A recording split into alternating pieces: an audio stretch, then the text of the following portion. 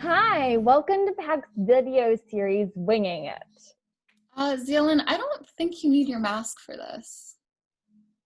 Okay, yeah, because we're on Zoom, and this is a video, and it's not in person. Okay, great, yeah. Well, my name is Sarah. And my name is Zealand. And we're sitting down with PALCS staff, students, and alumni to learn more from and about the PALCS community. And we're here to answer your questions and bring you fun announcements and dig deeper with the people that make PALCS possible. Let's get into it. Okay, so today we're interviewing Mr. Kevin Rigner, PALCS Middle School Science and STEM teacher. Earlier this summer, he put together a phenomenal movie trailer that we're going to play for you right now.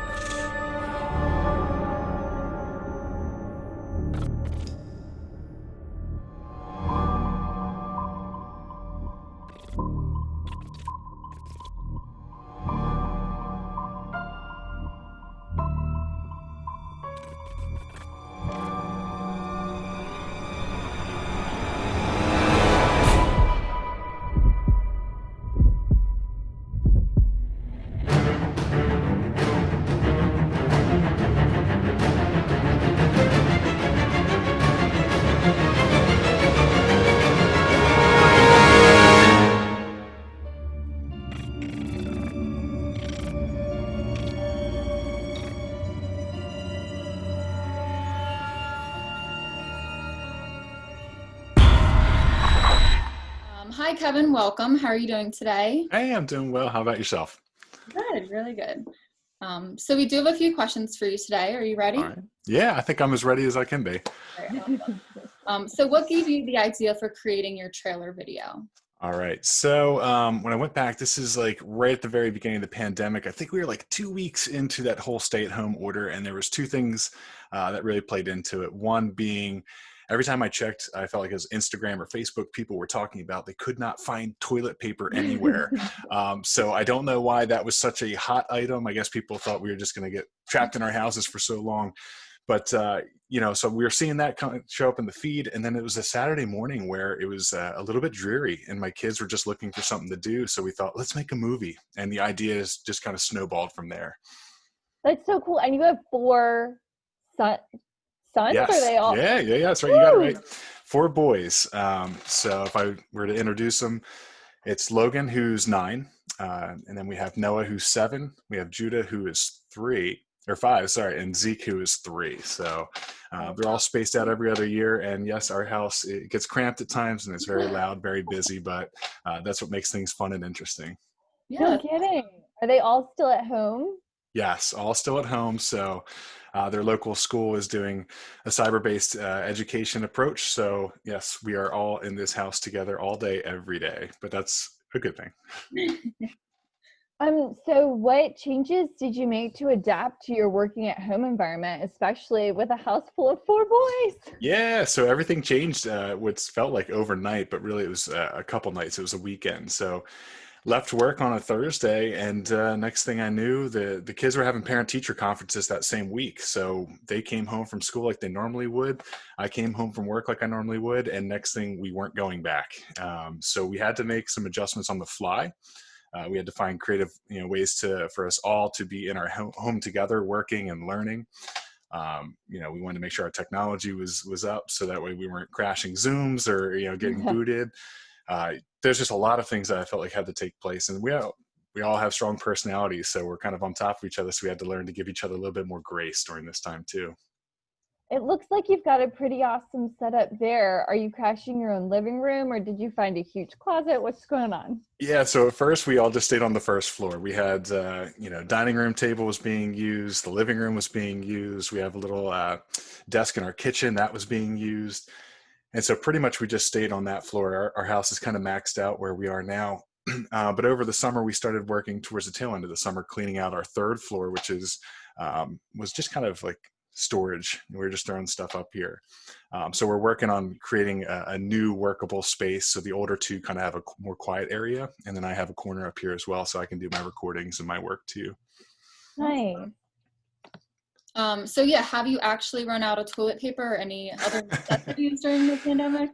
So it's funny. We didn't run out of toilet paper. I am too much of a planner to let that happen to us. And my poor wife, we didn't want that to happen here either, with a house full of boys stinking things up. So we made sure we had plenty of toilet paper. We were stocked up and we were loaded. We did have a few neighbors that ran out, and so we were able to offer them some toilet paper in the meantime till they could find some.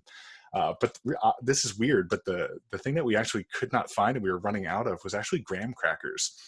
So we live in Chester County. And I don't know if everybody's families were going through the same thing, but I had to get on the phone and call my parents. Not that I wanted them to go out during that time, but I said, if you guys do venture out and you're at the grocery store or wherever you are, if you see graham crackers, please pick up boxes and stock them up. And it was like 2 days later, you would have thought Santa Claus showed up. My mom and dad came and they knocked on the door and left us probably 10 to 12 boxes of graham crackers. So yeah, it was strange though. I don't know why graham crackers was flying off the shelves. Yeah. The one thing I did notice was the bread being bought off the shelves. And I thought to myself, this is really curious because bread goes bad. So even if you're stocking up, what's going to happen there? And lo and behold, the next day, my mom bought me a bread machine. And I was like, yeah. Hey, there you go. Yeah, it's all make your own bread. Can't get any better than that. COVID got me too, so like maybe twice, and that's like in most dire situations. I am not a great baker, but it did work out. That's right. COVID's teaching us to expand, what we're used to doing, right? Yeah, right. Well, okay, so then if one of my greatest learned lessons during pandemic was how to make gluten-free, dairy-free bread in a bread machine, because those are my allergies, and I had to figure out how to make something that didn't taste like a brick. What do you think was one of the greatest things that you learned so far during the pandemic? Oh goodness. Honestly, it's stretched not just me, but my wife and my boys in so many different ways. And that's part of the process. I think you go through, you think of like refining things, right? You have to go through a fire in order to purify things. And so I think that's kind of what we've had to go through. There's been the stresses. Like I said, we all have very strong personalities, and we're living on top of each other each day. So we've had to learn to give each other grace. We've had to learn to pick battles wisely, even as parents, right? My kids have had to learn to cope with each other. On a rainy day, you can't just go outside and blow off some steam. We're in this house together. So there's been a lot of social, emotional, mental things that we've had to work through. And, it's funny because I've seen my kids grow up so fast in the last 7 months, and it's just been cool to watch as a parent to see them where they were back in March to where they are now, and just that level of independence that we've seen for my kids and where they've been. And then for me, I've learned too, hey, at times I just have to get outside, break away, take a walk. 5-minute break will do you wonders, especially getting that fresh air. And then as far as other things have gone, I haven't really picked up any hobbies, but I haven't played guitar in like a year or two. So it was nice to have some downtime over the summer, not going anywhere. So why not break out the guitar, put some new strings on it, and learn to play some new songs? Nice. Yeah. You'll have to play something for us so we can have a clip of that later. Well, I'm known for taking pop songs and making up my own lyrics and trying to tie them into education, or just make something, snappy and catchy. So maybe you guys can twist my arm into doing something like that. Yes, I love that. How has teaching changed at all for you for this school year? With what So yeah, it does look a little bit different this year. Obviously teaching from home, it's interesting. Sometimes in the office, I can get a little self-conscious about who's listening, right? Who's around and when you're talking. Being in my home, I'm actually in a really comfortable environment here. And, I could even send you guys some pictures. I was doing a science lesson today, and from behind the scenes, my wife took a picture, and you can see 3 of my 4 boys just kind of hovering over where I said, stay out of the camera range. So they're there watching, and it's fun because I think it's brought a little bit of that passion and excitement back into things that maybe I would temper a little bit more if I was in the office environment. And yeah, it's nice that, hey, an idea comes to my mind and I want to run outside and take a video of something in nature. I can go do that. Whereas at the office, it took a little bit more planning to put something together like that. That's really cool. I think our teachers have had a huge advantage for transferring their work to an at-home environment. you said maybe at times you're finding a little more comfort in your comfort zone at home. Do you also miss a little bit the community of being around the teachers in the workplace? Absolutely.